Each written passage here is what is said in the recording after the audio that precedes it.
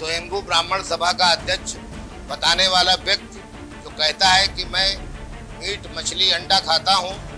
शराब पीता हूँ, फिर भी ब्राह्मण हूँ, वह व्यक्ति मेरी पत्नी श्रीमती प्रतिभा शुक्ला जो उत्तर प्रदेश सरकार में राज्य मंत्री तथा उसी क्षेत्र की पिछले 15 वर्षों से विधायक है तथा 1 लाख वोट पाकर चुनाव जीतती है,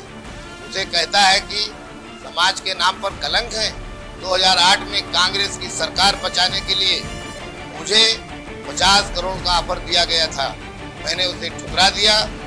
और सारी बातें उस समय की अपनी नेता सुश्री मायावती जी को बता दिया था। अब इन बदमाशों ने पूरे घटनाक्रम को मेरे पार्टी के एक सांसद के इशारे पर जातिवाद समाज से जोड़कर संपूर्ण ब्राह्मण समाज का अपमान बताया है और ब्राह्मण समाज को भ्रमित करने के लिए मेरे खिलाफ माहौल बनाने का षड्यंत्र रचा। जो ब्राह्मण समाज मड़ौली कानपुर देहात कांड को लेकर उल्टी सीधी पोस्ट फेसबुक पर डाल रहे हैं, उनसे मैं अनिल शुक्लवारसी सवाल करता हूं। एक स्वयंभू ब्राह्मण सभा का अध्यक्ष बताने वाला व्यक्ति जो कहता है कि मैं मीट मछली अंडा खाता हूं, शराब पीता हूं, फिर भी ब्राह्मण हूं, वह व्यक्ति मेरी पत्नी श्रीमती प्रतिभा शुक्ला जो उत्तर प्रदेश सरकार में राज्य मंत्री तथा उसी क्षेत्र की पिछले 15 वर्षों से विधायक है तथा 1 लाख वोट पाकर चुनाव जीतती है, उसे कहता है कि समाज के नाम पर कलंक है। मैं और मेरी पत्नी लगभग 30 वर्षों से रात दिन अपने घर परिवार बिजनेस व्यापार को छोड़कर लोगों की सेवा में लगे हैं और कभी भी ऐसा कार्य नहीं किए कि समाज की बदनामी हो। यहाँ तक कि 2008 में कांग्रेस की सरकार बचाने के लिए मुझे 50 करोड़ का ऑफर दिया गया था, मैंने उसे ठुकरा दिया और सारी बातें उस समय की अपनी नेता सुश्री मायावती जी को बता दिया था। मैं ब्राह्मण समाज के उन लोगों से पूछना चाहता हूं कि जो फेसबुक पर उल्टी सीधी बातें मेरे तथा मेरी पत्नी के खिलाफ लिख रहे हैं, बताएं कि कलंक का मतलब क्या होता है,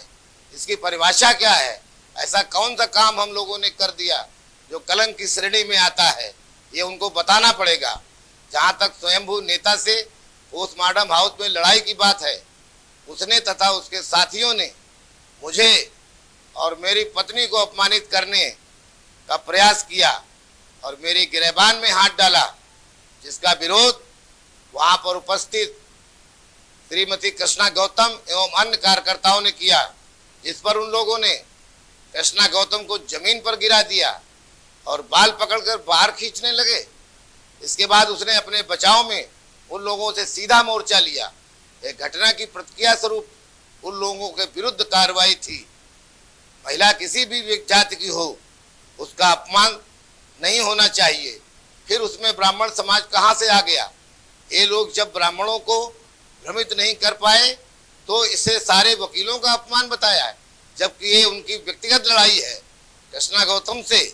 अब इन बदमाशों ने पूरे घटनाक्रम को मेरे पार्टी के एक सांसद के इशारे पर जातिवाद समाज से जोड़कर संपूर्ण ब्राह्मण समाज का अपमान बताया है और ब्राह्मण समाज को भ्रमित करने के लिए मेरे खिलाफ माहौल बनाने का षड्यंत्र रचा और सांसद के लोग पूरे जोर शोर से सोशल मीडिया पर भ्रमित खबरें फैलाना शुरू कर दिए। इसी तरह से इस सांसद ने एक और खबर 2019 में वोटिंग समाप्त होने के बाद मेरे विरुद्ध फैलाई थी, पर मैंने लोगों ने ऊपर से उस पर विश्वास नहीं किया। मुझे आशा है कि माननीय सांसद जी और उनकी खुरापाती टीम इसमें कामयाब नहीं होगी, चाहे वो जितनी भी कोशिश कर ले। आपका भाई, आपका साथी अनिल शुक्लवारसी, पूर्व सांसद।